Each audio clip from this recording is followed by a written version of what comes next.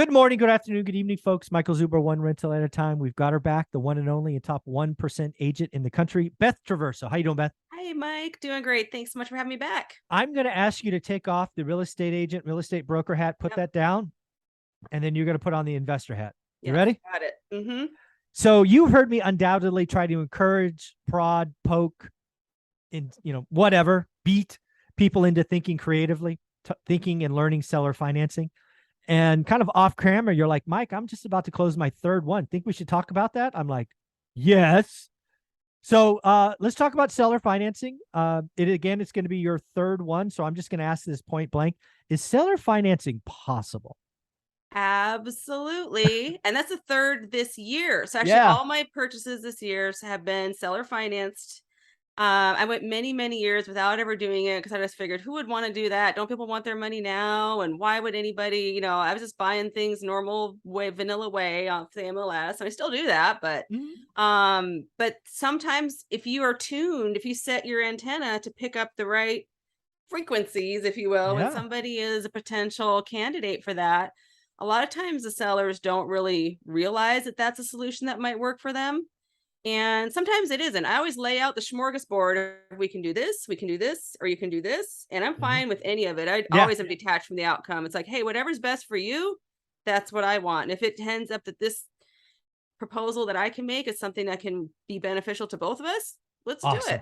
Yeah. So yeah. And there's been, yeah, go ahead. Now, I was going to say seller financing is so powerful, right? Like it sounds like magic. Like when you're coming to this game and you do all this reading and you're used to buying with, a traditional mortgage, 20% down, like all my first deals. You hear this seller financing thing and you think it's like this magic thing that doesn't really exist. Yeah. But when you realize and you internalize what seller financing is and why it's good for the seller, let's talk about it. Why is seller financing good for the seller?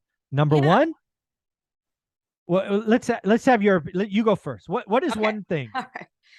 So what I look for is you need to diagnose the seller a little bit. Mhm. So it's sort of like I've heard it equated to like if a patient walks into the doctor's office, and they say, "Oh, I have chest pains." You're like, well, let's schedule for surgery next week. You need a quadruple bypass. No, you need to find out what the story is and what do they need. You got to figure out what's important to them Mhm. first.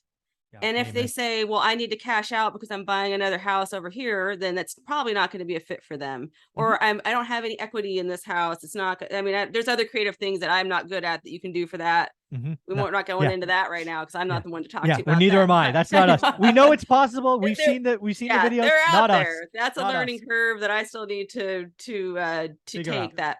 Mhm. But for seller financing, if somebody, so there's two different types of sellers that I've been working with this year that this worked for. Mhm. Number one, retired investor, or somebody who is getting to a point in their life where they don't want to deal with tenants, property managers, any of that stuff. Even though it's pretty passive, they just don't want to deal with it at Yeah. all anymore. Done. Not Yep. at all. And so I said, well, what if we did a 1031 exchange? Well, I don't want to do it because then I'm just trading one issue for another issue. What if you Yep. cash out? I don't want to pay all that capital gains tax. Well, that the investment was giving monthly income that they want to keep receiving without the hassle, and they don't want to pay tax.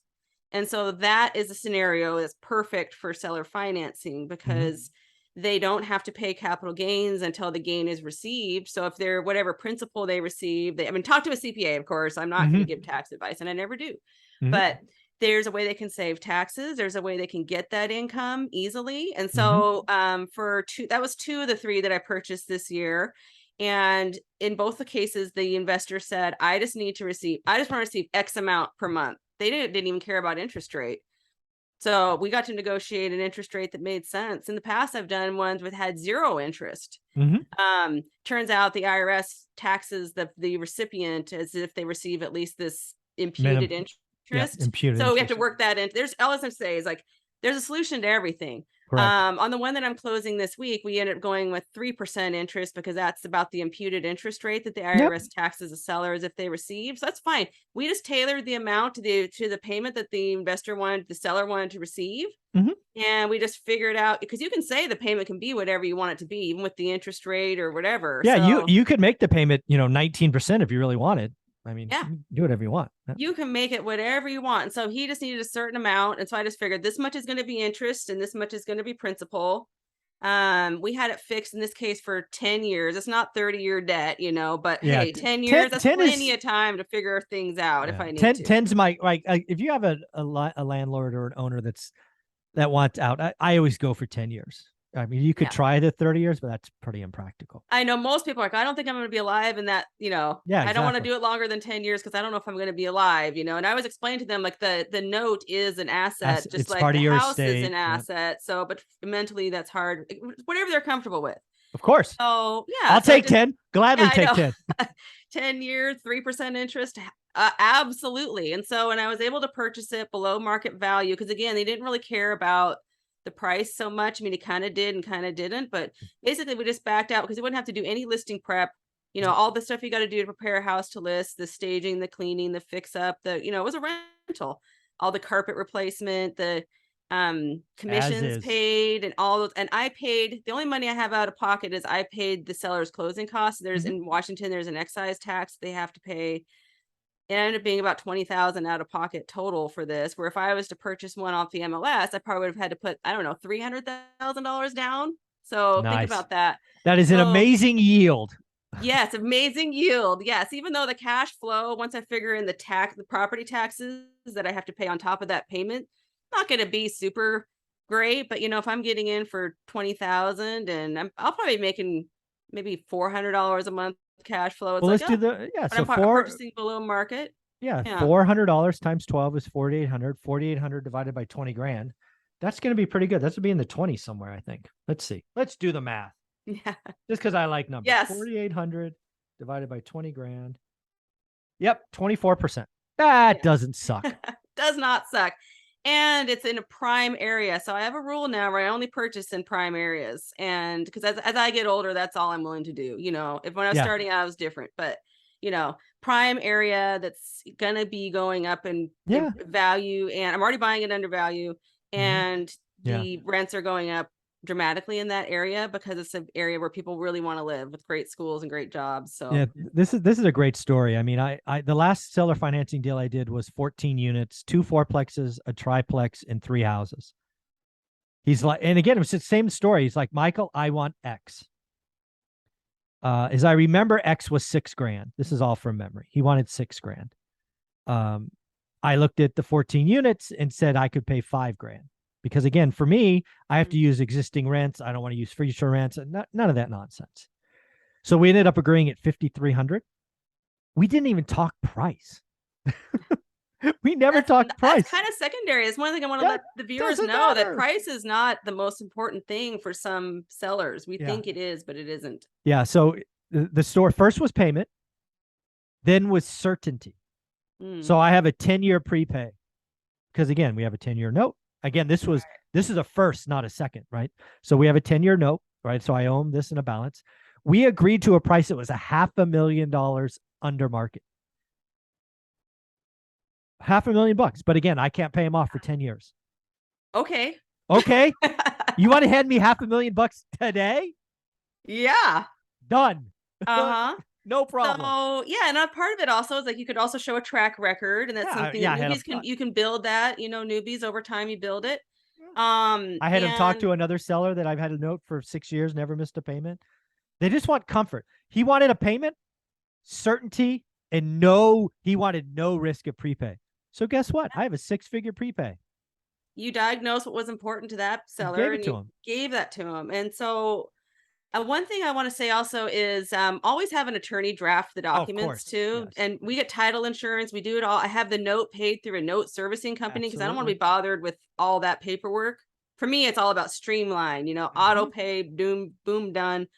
And for sellers, what I have found for almost every seller or seller finance seller is easy.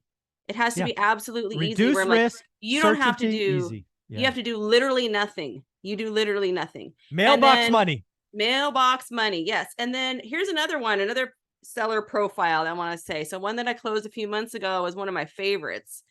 And it was somebody who came to us through our network. All these people come to me through just networking. They come to me. I'm not even, I just Yeah. been fortunate in Network, that. network, network, folks. Yeah, people get to know what you do and they just come to you. And so in this case, a lady had inherited a house and she was overwhelmed with this house. She was living in it, but she didn't really want to be living there. She wanted to move back to the Midwest and live with her daughter. And she wanted to help. She needed some cash to help her daughter purchase a house, but she was going to live in a mother-in-law in that house. Mm-hmm. That was what she wanted. And she didn't want to list it. She didn't want to deal with any of people coming to the house. She was overwhelmed with all this lifetime of stuff she inherited. People get really, really overwhelmed with, let's be honest, the burden of somebody else's estate and their lifetime of things. They don't want to be the one to throw it away or give it away. Yeah, I'll do it. No problem. I know. No, so I just said, you. hey, leave what you want. The other thing is she needed money now, but the house is being built. So she needed to live there for a few months. And so I said, okay, let's just close it now. You can live there for 3 months free. Yep. You know, and she didn't start, I don't start the payments until October is how, so I'm going to be starting next month paying her.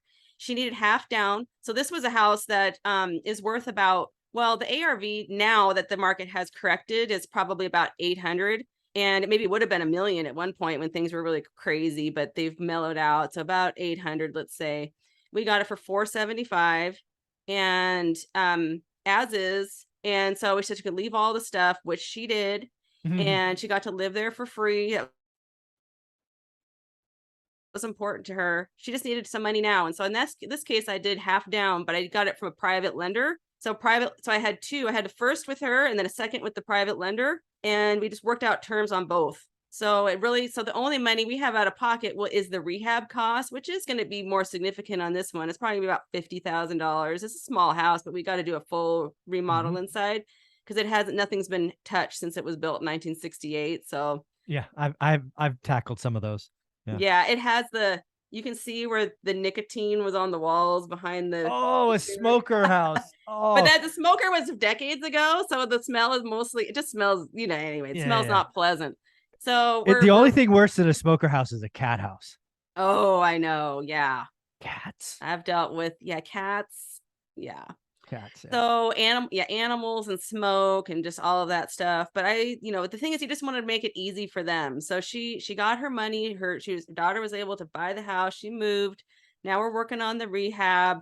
And so, we'll be about 525 into it total, and only 50,000 of my cash. And I could burr it out. It actually does make sense for a burr, but I'm not going to because I've got 4% interest on the first and the second. So why would I burr out? I figure, no, it's you're not criminal to leave some money in the deal. No, it's okay. Yeah, it's okay.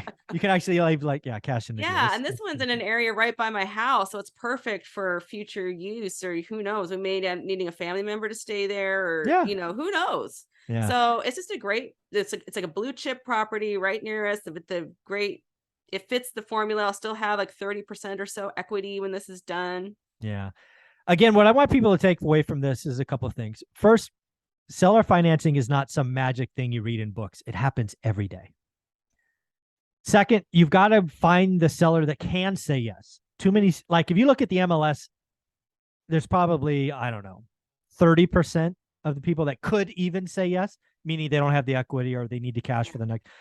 Again, and then third, it's always about your network. Folks, you've got to be networking. You've got to tell everybody what your buy box is. Beth, you have 2 buy boxes.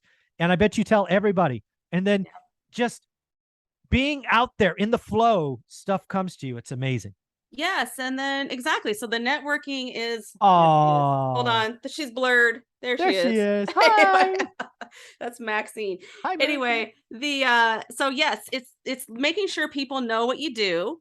And then it's also being aware of spotting that where the pieces of the puzzle align. You go, this might be an option, because with all of these deals, the seller didn't say, hey, I want to seller finance. No, the seller very rarely comes to you. And they're like, oh, tell me more about that. How does that work? And then we talked through it all and, made sure it was going to work for everybody, and I love it. It's actually kind of addicting where now it's like, whoa, why would I want to go through all this bank underwriting and everything else, and paying these high fees and interest and everything when you don't have to. I think the next 2 years for Olivia and I at the micro level, all our deals will be seller financing, either as a second and we'll get a first from a non-QM lender, or they'll just be straight up seller financing. That's all I'm looking for. Yeah. Yeah. So, and one thing I noticed also in commercial, they tend to be more open to seller Sure. financing. Mhm. That's more in their wheelhouse. Yeah. So I purchased one before where it wouldn't qualify for financing, but we did just Yeah. because it did very.